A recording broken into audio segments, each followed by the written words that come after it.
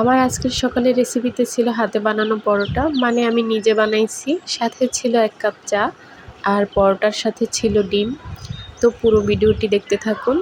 আসসালামু আলাইকুম everyone, this is me Mahdiya, here is another new video from its Mahdiya. কী অবস্থা আপনাদের? তো সকালের রেসিপিতে হচ্ছে বাসায় ফ্রোজেন খাবার তেমন একটা ছিল না, সেক্ষেত্রে রেসিপি হচ্ছে পরোটার রেসিপি।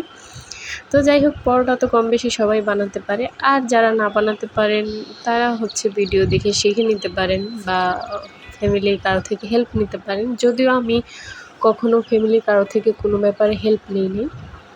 ছোটো থেকে এই পর্যন্ত হচ্ছে যা কিছু করছি না কেন নিজের ইচ্ছায় বা নিজের আইডিয়া অনুযায়ী করা হয়েছে। তো হ্যাঁ, আলহামদুলিল্লাহ যতটুকু পারি আমি মনে করি আলহামদুলিল্লাহ এবং শুকরিয়া। তো এখানে হচ্ছে ৩-৪টার মতো পরোটা বানাইলাম। আর এই ভিডিওটা ছিল কয়েকদিন আগের। কয়েকদিন যাবৎ ভিডিও আপলোড করা হয় না।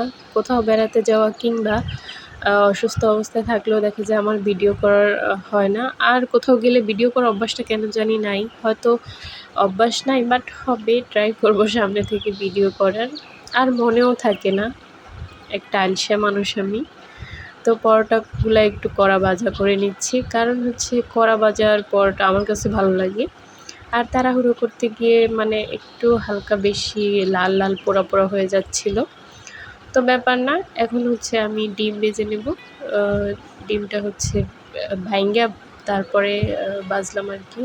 যেহেতু মাঝে মাঝে দেখা যায় কি পচা ডিম থাকে, সরাসরি দেই না এই কারণে। আর 2টা ডিম একসাথেই ভাজলাম। এরপর সাথে ছিল হচ্ছে নুডলস। আগের দিন নুডলস রান্না করছিলাম মেহমানের জন্য, তো সেখান থেকেই থেকে গেছে। তো ওটা গরম করে নিলাম। আর সাথে আমার প্রিয় চা, যেহেতু আমি একাই খাবো সেক্ষেত্রে 1 কাপ চা। আর আমার কাপটা অনেক বড়, এটা দেখে সবাই বলে যে কাপ না নিয়ে তুমি তো বালতি নিতে পারো। তো যাই হোক, চা খাওয়ার অভ্যাস আমার মতো যাদের আছে তারা তো এটাই করবে, এটাই স্বাভাবিক। আর চাটা রেডি করে সুন্দর করে একটু নিতেছিলাম পিকচার। তো এরপর খাওয়ার জন্য বসে পড়লাম।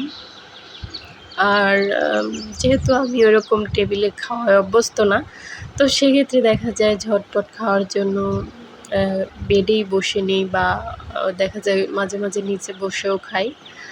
তো যাই হোক, আর এই তো খেয়ে নিচ্ছি। আপনাদের আমার রেসিপিগুলো কিংবা খাবারগুলো পছন্দ হলে অবশ্যই বাসায় নিজে বানানোর ট্রাই করবেন। নিজের হাতে বানানো খাবার কিন্তু অন্যরকম মজা।